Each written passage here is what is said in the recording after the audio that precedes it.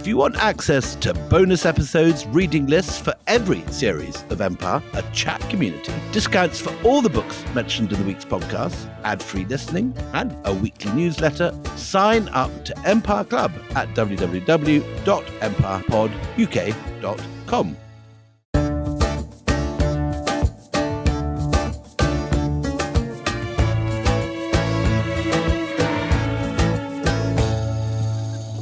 Hello and welcome to Empire with me, Anita Arnon. And me, William Dalrymple. Left him on a cliff edge, didn't we? We certainly did. We did. The pirates were closing in on the Gunji Sawai. The Gunji Sawai is in their sights, and it is because we're talking about Henry Avery, the pirate, who has managed to convince a flotilla of like-minded folk on ships that, you know what, we can get really, really rich if we just hang around these straits and wait for the Mughal parade to go past because they're laden with jewels on their way to Hajj.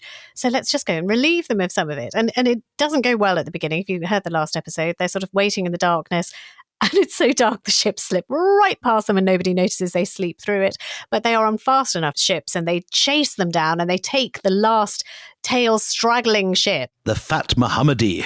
The Fateh Mohammadi, and which itself is carrying what would be the equivalent of £5 million these days.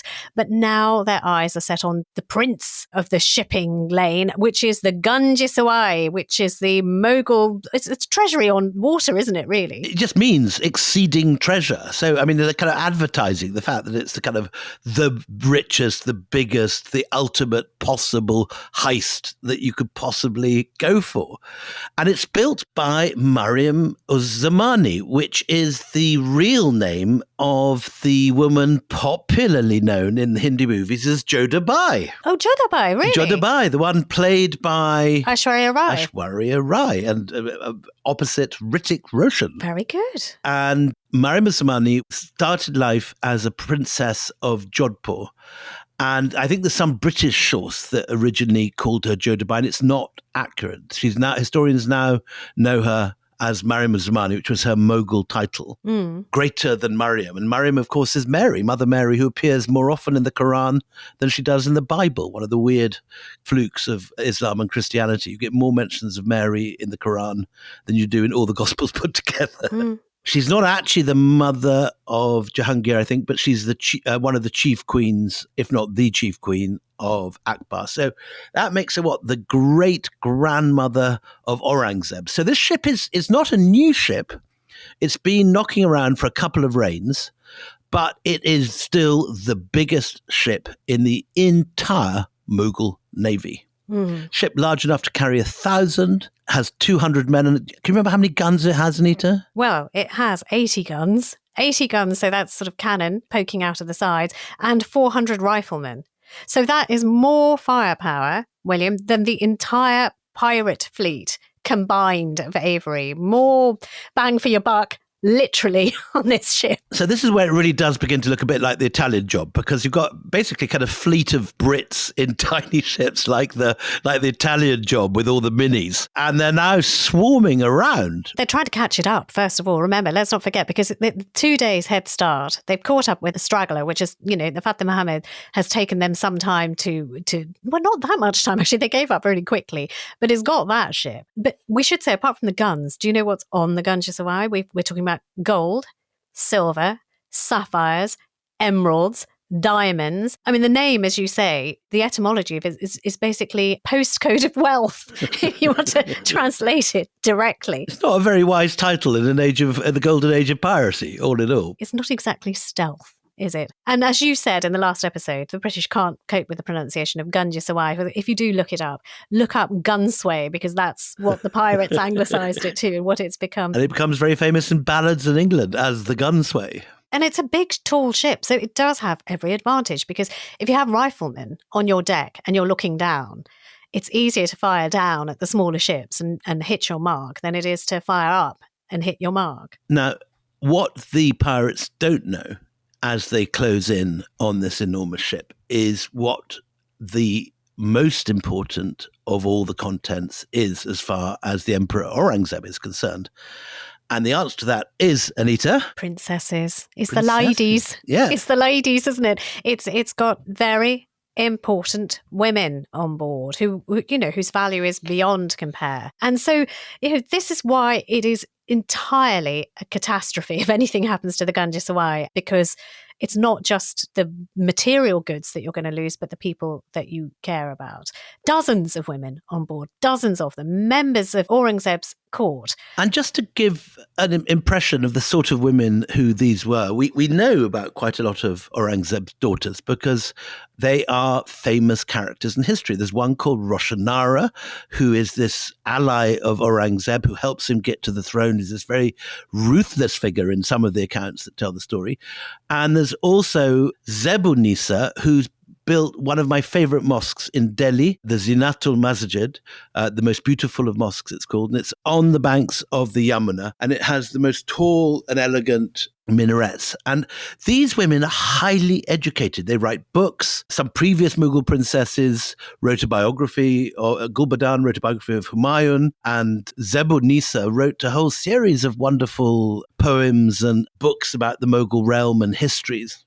It wasn't, though, only these enlightened women who were of the court, because there were also a number of captured women. The captain of the ship had bought Turkish concubines during his voyage and was importing them back to India. So, this is sex trafficking as well. It's not just sort of ladies who eat Turkish delight on cushions. There are kidnapped women on board this ship as well. So it's a real mix. Religious pilgrims, blue bloods, and captive women sex slaves. And this, of course, is incredibly unusual on the high seas because in the maritime world of what we now 1695, we are in a world that is overwhelmingly masculine. It is, the ultimate patriarchal world. All ships at the time, merchant ships, warships, privateers, would have been entirely devoid of women. And occasionally you might get a ship leaving a British harbour like the Mayflower going to America, which would carry migrants. But you'd have to, in the whole maritime world in the 17th century, there would be very, very few ships that carried large numbers of women. But this actually, it turns out, is what the Ganges is full of. And you can see where this is going. Well, most importantly of all, apparently Aurangzeb's own granddaughter is aboard this ship. Some accounts say daughter. Whatever it is, an important ship, important people in it. According to a pamphlet called The Life and Adventures of Captain John Avery, the cargo of this ship was so very rich that it even satiated the appetites of the most covetous of the mariners, for above the value of 1 million of money in silver and rich stuffs was found therein, and very agreeable lady, although I think it means ladies, into the bargain. Anyway, so look, the battle is on. Ganges, captained by Muhammad Ibrahim, is this big ship, high decks, lots of guns. But Avery has planned an attack. And actually, is a very good strategist because he manages to position his ships and cut across and sort of weave in and out the bullet fires that are coming from the Ganges.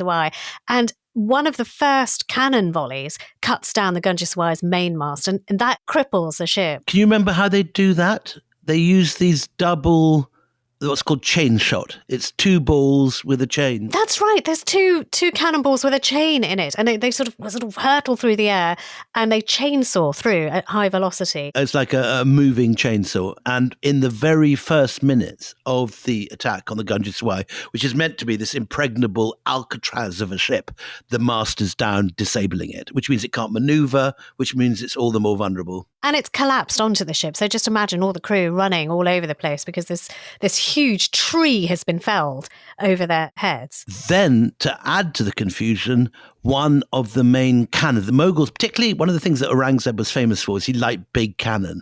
And I've seen in various forts around India massive cannon that are meant to be associated with Aurangzeb. There's one in Dalatabad. As you enter the fort of Dalatabad, there's this enormous mother of all cannons that apparently, again, exploded when it was set off. And this is what happens here. One of the huge Aurangzeb mega cannons that he loves to show off is fired at the pirates. And rather than exploding on the pirates, as it was meant to, it malfunctions and it bursts all over the artillerymen. And this is the moment that Avery seizes his chance. Well, everybody takes Avery's lead. They can hardly believe their eyes. This is, their first salvo has been so successful. So William May's ship, we told you about last time, is the Pearl. Not the Black Pearl, but the Pearl. And initially, William May is a bit sceptical that, even these tiny little mosquitoes can attack such an enormous bear of a vessel.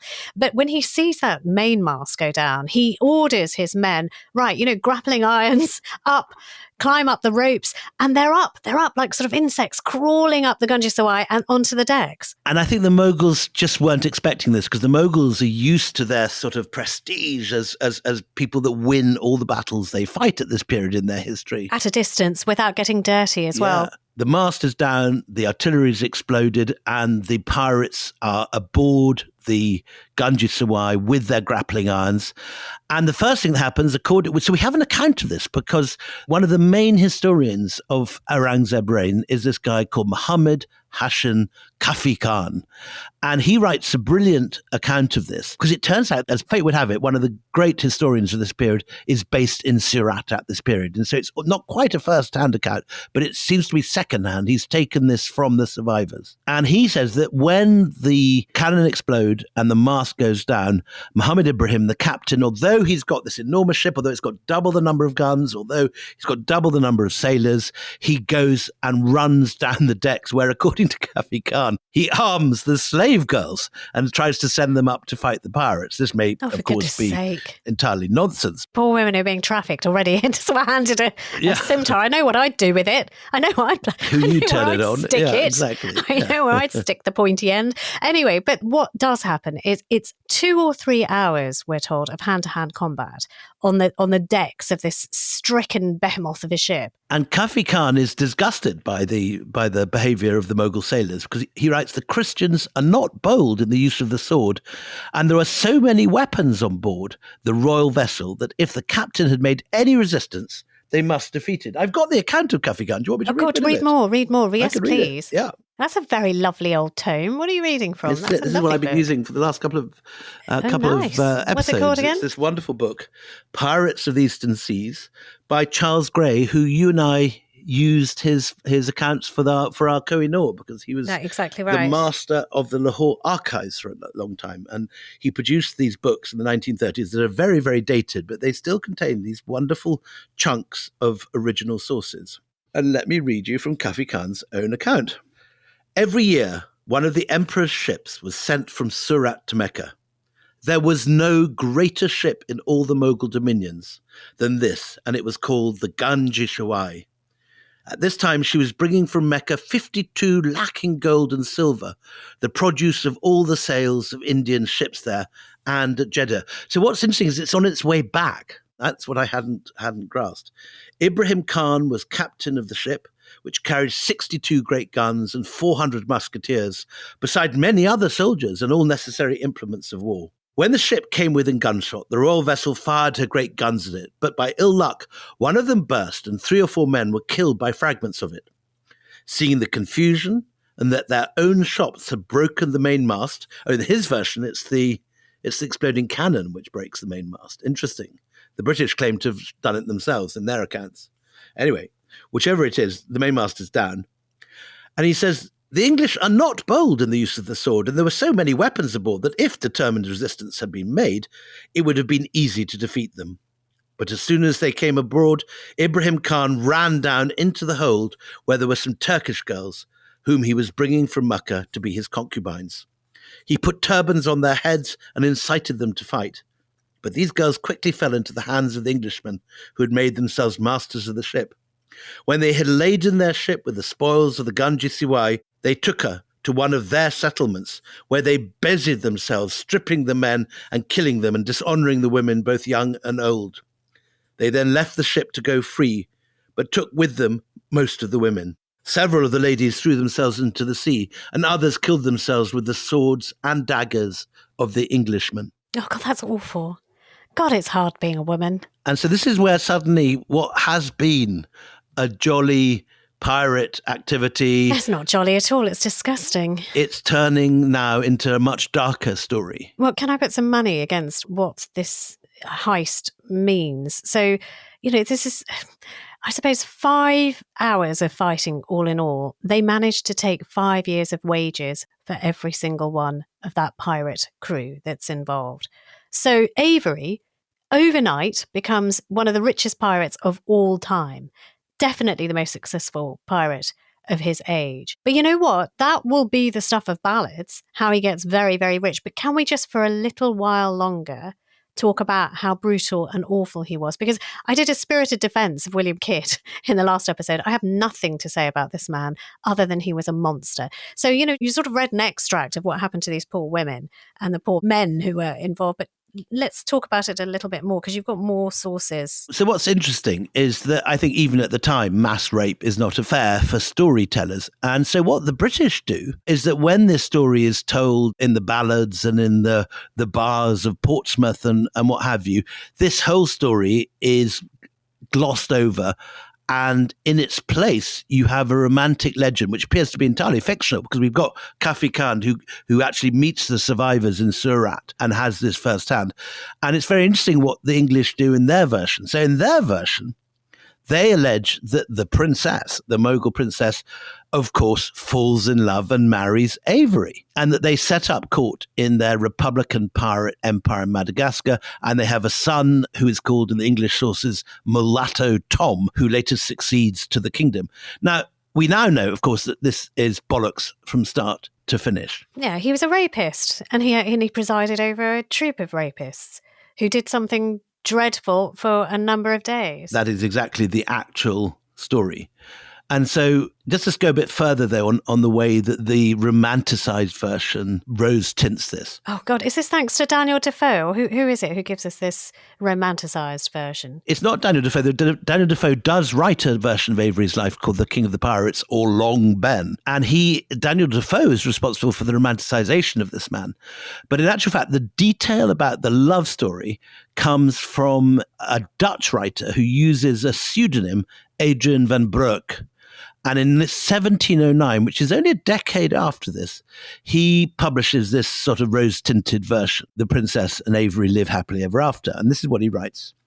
As time obliterates the most deep impressions of sorrow, so the lady was not long before she forgot the pleasures of her grandfather's court in the joys of her own, and found herself happily brought to bed with a son, while the female part of her retinue were no less backward in presenting their husbands with the fruits of their conjugal endearments. I've just thrown up in my mouth. Sorry, that's disgusting. They really enjoyed it. They loved it. They were set free by it. That's the English myth. And they lived happily, sexily ever after. Ugh. And but for the fact that we have Kafi Khan, who actually interviews the survivors, we wouldn't know better about this. So again, it gives the whole story of pirates, because presumably this is not, I mean, you're never going to have another floating harem like this, but it's kind of been a unique story, and it does bring home to us what actually we're talking about when we're talking about piracy. We are talking about rape, loot and pillage. But also the impact of taking the Grand Mughal's granddaughter and raping her and dishonouring her in this way would have been the most seismic blow diplomatically between the two countries. Absolutely. As well. And as I said, this is taking place in the aftermath of the British in Bombay trying to defeat Aurangzeb's armies and being swatted in a matter of hours, what's called the War of Joshua Child. And it's one of the great humiliations of the English in India. But this is a serious haul. They've got from the Ganges Sawai something between 200 and 600,000 pounds at that time, 500,000 gold and silver pieces. But as you say, more important than this is the fact that they have dishonored the emperor's womenfolk, which is a completely unforgivable crime in the eyes of the Mughals, quite understandably. Right. So, I mean, look, let's take a break at this point, but join us after the break where we tell you what Avery does with his pockets full of stolen jewels and his fingers dripping with blood and gore.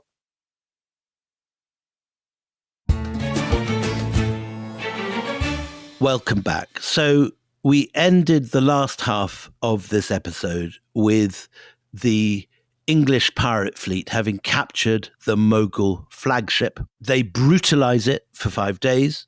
They clean it of all the gold, silver plate, and all the other goodies they win. And then they go on what you can only call a rape spree when, having captured this floating harem, and all these slave girls, as well as the well-born Hajis from Aurangzeb's court. They seem to just spend 5 days in an orgy of rape. Rape, violence and murder. And then is it the reason that, we have people who tell the tale? Is because having had their 5 days of debauchery, they just kind of leave the Ganges Sawai because it's dead in the water. They just leave it floating.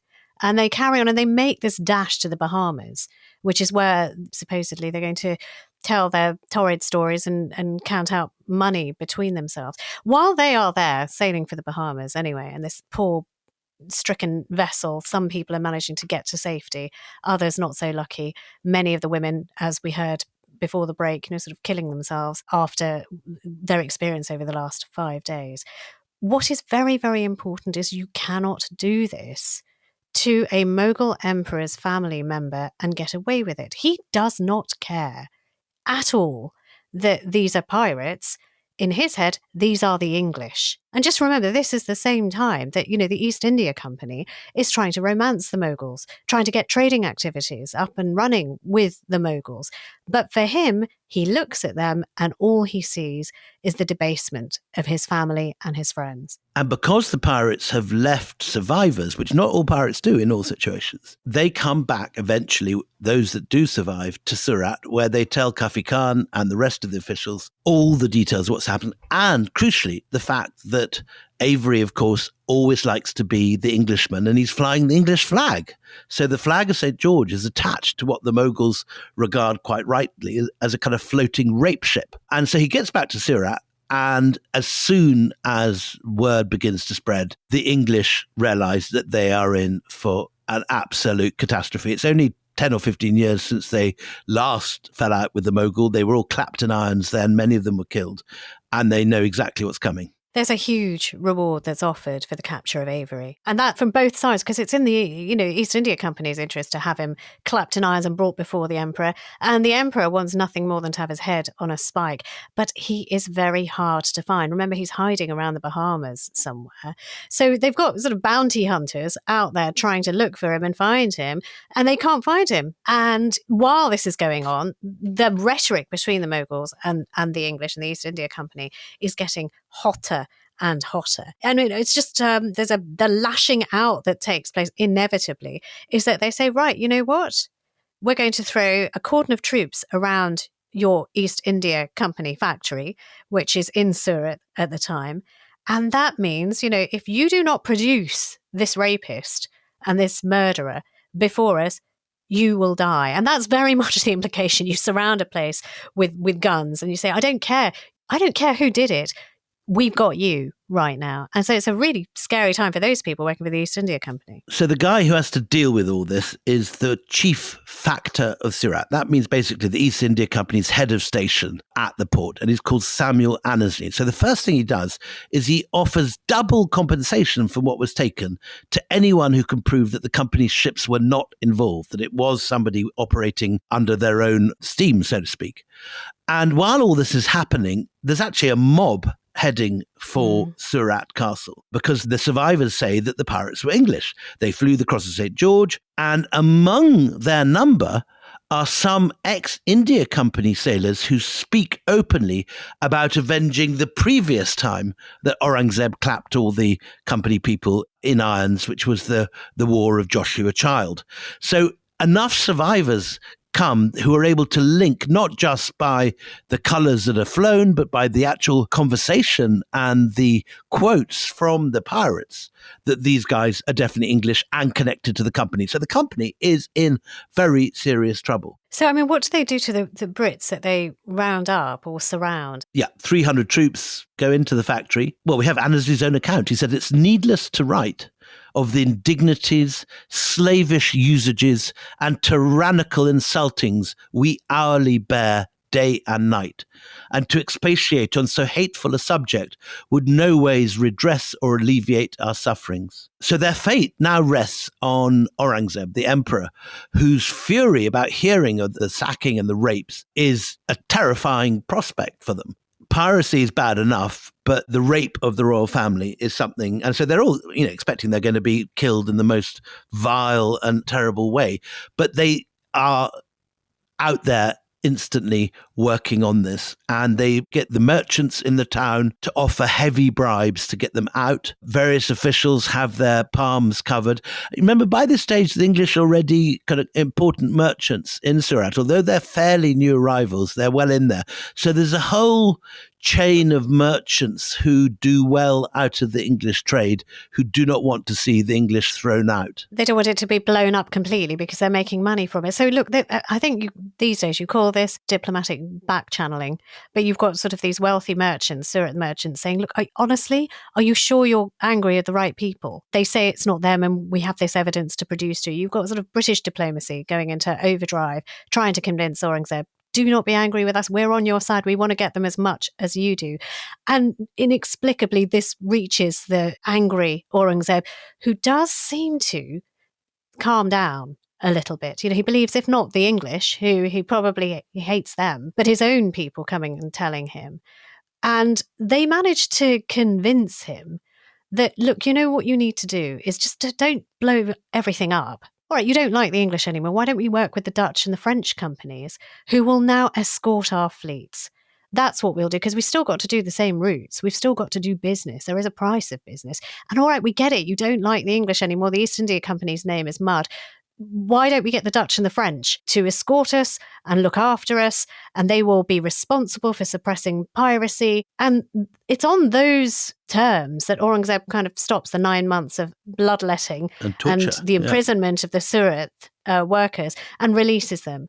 And then trade begins again. But for 9 months, there's a convulsion of trade. Nothing happens. You know, nobody's going to take to the seas again. And I think what happens is that Aurangzeb finally is convinced that, you know, this isn't the company, that this is a bunch of pirates, and that the company itself, well, I don't know whether they've captured letters or whatever it is, but finally, after 9 months, the factors are released and the manhunt for the most wanted man in the world begins. Yeah, where is he? Where is Avery, William? Where is he gone? Well, he's caused all of this utter commotion and disgraced the English flag that he said he was so proud of. Where's he gone? So every sailor, every ship in the world is looking for Avery now, because there's an enormous price on his head. And if anyone can bring in one of his sailors, any of his ships, but above all, Avery himself, they are in to make their own fortune.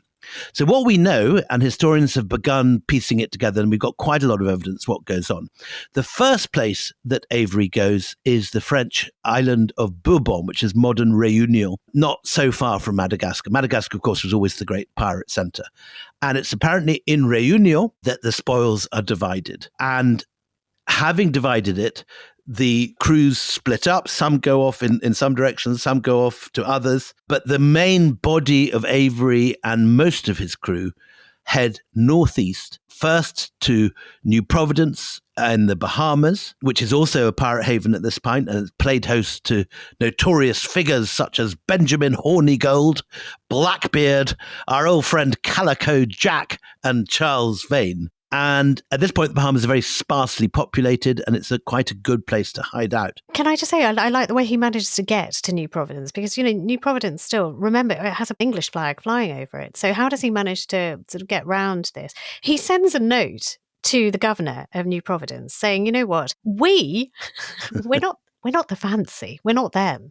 We're a slavers ship, and we're trafficking enslaved Africans and elephant tusks, but we're kind of doing it behind the Royal African Company's back, so that the Crown doesn't get the money. We're getting the money. There's a lot of the bending the rules that's going on at the moment, because as you know, if you've listened to our slavery series, the Royal African Company has a monopoly on selling and purchasing and transporting enslaved people. But there are some entrepreneurs who manage to do it sort of on the never, and they spread the wealth. So that's how they managed to get to New Providence and end up birthing in New Providence, where they can share out all the spoils, because they say, look, we're doing this behind their back. We're not a pirate ship. Oh, no. We're just a slaver ship trying to make a little bit of extra dishonest money, and we'll give you some.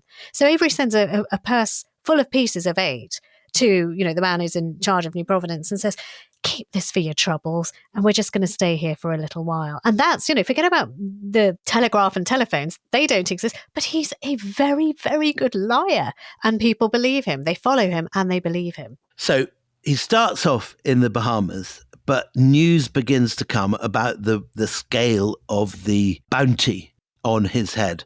and he has to escape from the Caribbean. And I think the man who he bribed with all those pieces of 8 is the one who tips him off that an arrest warrant has just arrived for him and he's got to get out of town. Beautifully named Trot. Trot is his name. Trot. Sort of pig with his snout in a trough. Avery thinks he's got him wound around his finger, but actually Trot's also making moves. And I love the way the story of this man, Avery, just sort of transmutes. It changes from, we had a bit of the Italian job at the beginning. It's now turning into Butch Cassidy. We've got sort of Robert Redford territory. So there's a price on these guys' heads. They've got their money, but they are on the run. And even at this period in the 17th century, it is not easy to escape from the law. So anyway, they have to leave the Caribbean and they need to change their identities. Well, they need to hide the fancy. And Trot is the man who says, for a price, those pieces of 8, I quite liked those. If you've got more of those, I can help you get out because I do know who you are and I do know what your ship is. But I'm willing to look the other way if you give me some more money. And then what we'll do is we'll strip down the fancy, we'll sink it, because that's good for you, because they'll be looking for the fancy. It's also good for me because it's really not good for my career if they find out I've been doing deals with the most wanted pirate in the world. So together we'll sink it and then you get out of here before they arrive because they are on their way. And it puts so much pressure on Avery to give in to whatever Trot is saying. I mean, I don't even know if he knows for sure, but it is a way of him getting everything that he wants and getting rid of the evidence. So this is the point at where Avery and his crew go their separate ways. A lot of them go to the North American mainland. And there's been a lot of work lately on the different fortunes, because lots of them arrive. These very rich characters arrive in the British colonies in North America, and people pretend not to know where the money's come from.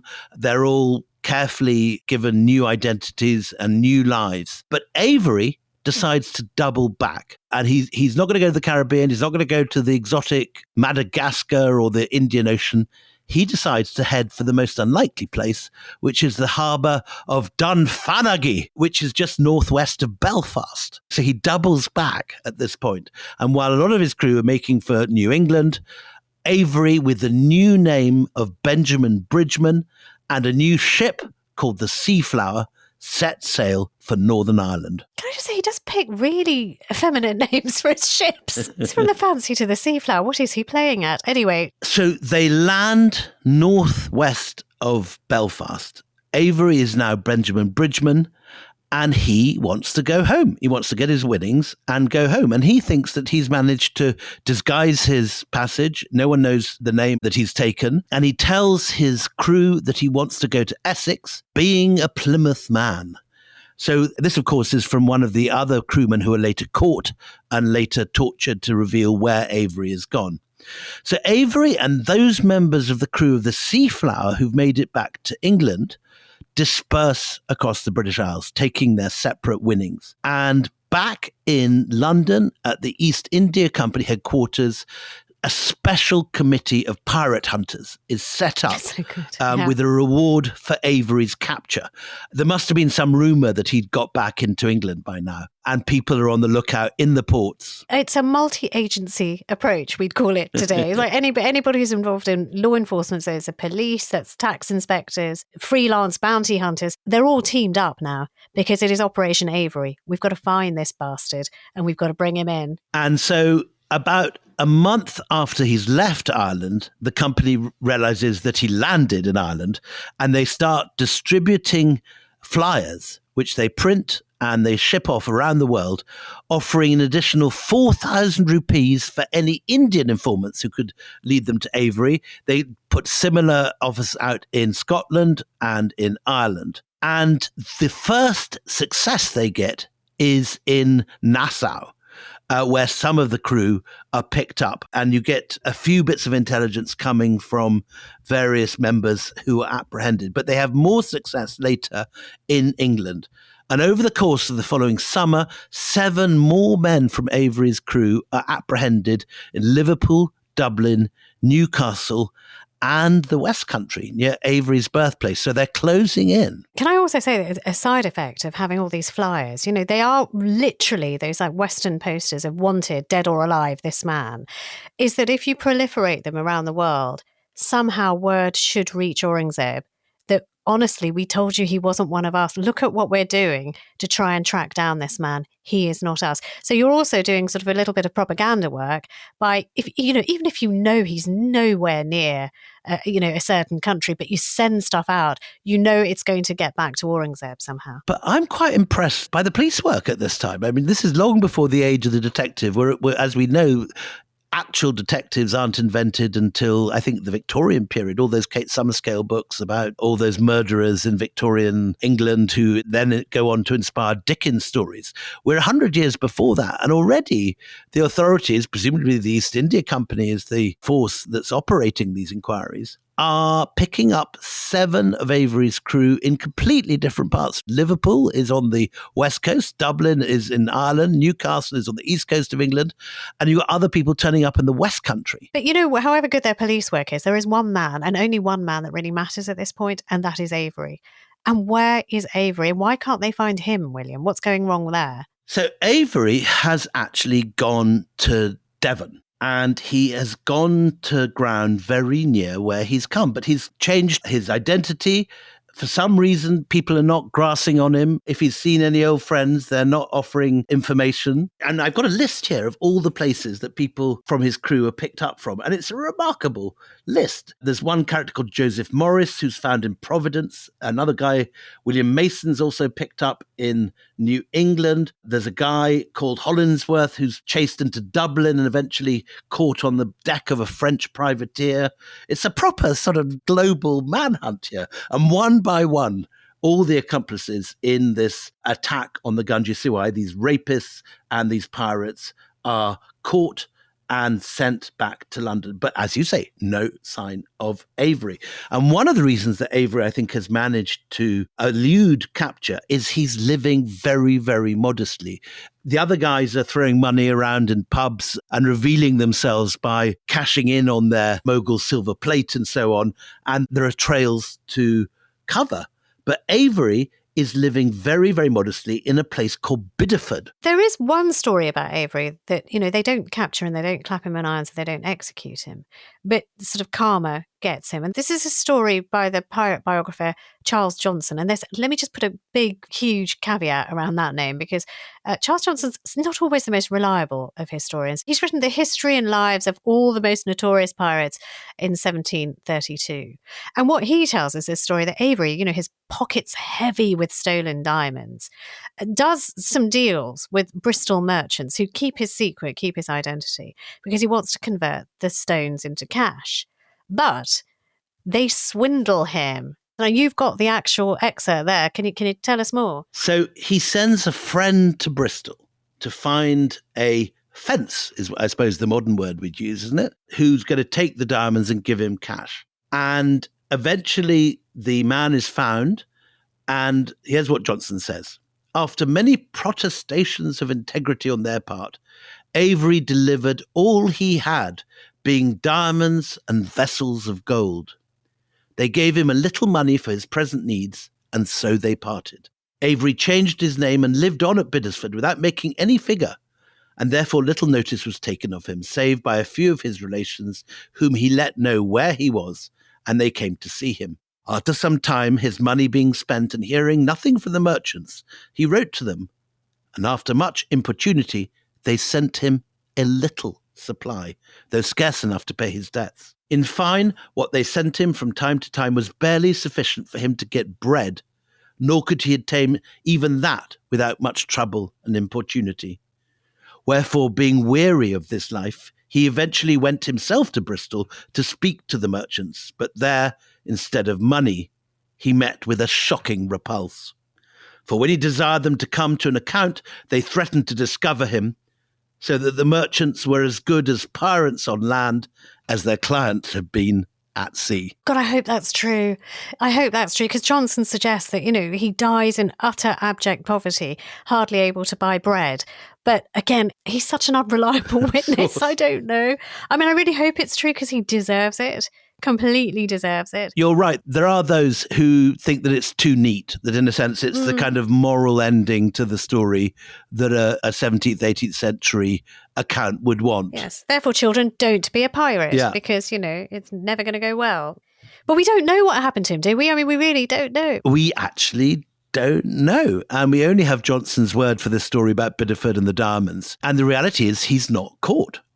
He dies, we don't know where, under what name, we don't know. And the manhunt continues for long after the death of the bridgeman that Johnson thinks is Avery. And of course, this only encourages the legend. Fictional memoir is published in 1709, which claims that Avery was the king ruling from the pirate Utapa in Madagascar. Remember, we've had that story with his son Mulatto Tom and his Mughal princess. That's actually a full-length book published in 1709. And over the course of 18th and 19th century, Avery's story grows with the telling.